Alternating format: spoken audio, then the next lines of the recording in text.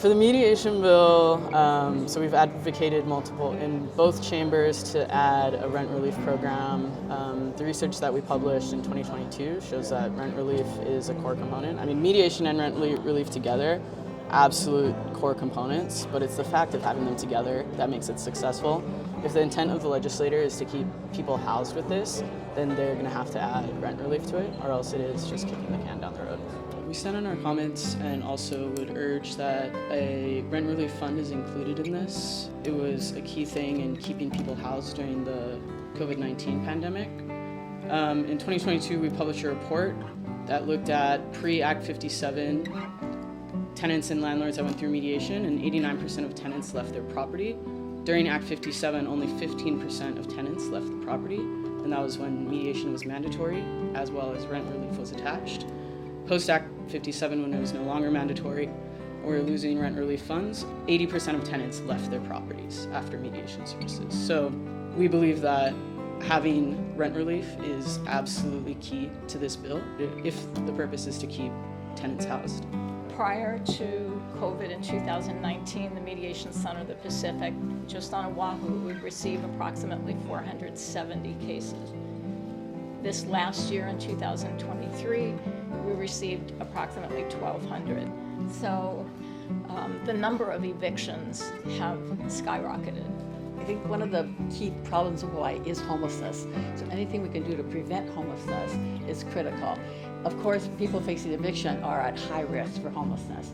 And it's not only the impact on the families, it's the impact on the community. About $30 million a year is needed to address the homeless costs, whether that's medical, just all the different things it's impacting. So it's not just a personal need, it's a community need to do this.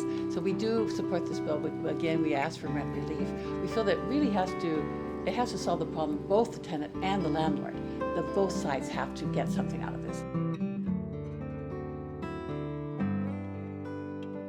I think right now the Conveyance Tax bill is moving in a pretty great direction. We've successfully been able to remove the funding caps on both the Rental Housing Revolving Fund and Land Conservation Fund. They're maintaining the proposed higher rates that have been implemented or suggested by OPSD. Currently, as written in the disposition of taxes, it doesn't remove the caps on the Rental Housing Revolving Fund or the Land Conservation Fund. We would request that the committee remove those funding caps and just do the flat 50% and 10% rates for both Rental Housing Revolving Fund and Land Conservation Fund. Additionally, we recommend raising all rates at the $4 million and above sales point. Updates to the conveyance tax hasn't been done for 14 years, so it's been much needed. As well, we really appreciate the allocation to dwelling unit revolving fund for infrastructure costs. On the House side, they proposed something pretty interesting, which would be to have a third rate category for multifamily homes over 5 units. I recommend affecting the date, tech amendments, and lifting the cap for the Land Conservation Fund and the Rental Housing Revolving Fund.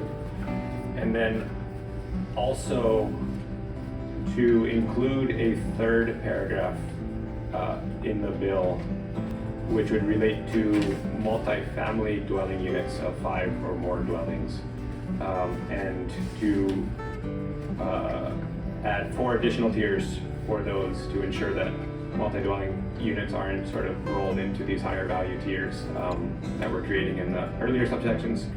And I want to put this out there because I think it's important to exclude multifamily dwelling units from the targeted tax, but also recognizing that there will be certainly the need for further conversation on this new paragraph as it goes on to finance. I believe the intent is to target large rental house, or not large, but rental housing complexes in order to minimize the impact of the conveyance tax on renters, which is a good thing, good policy.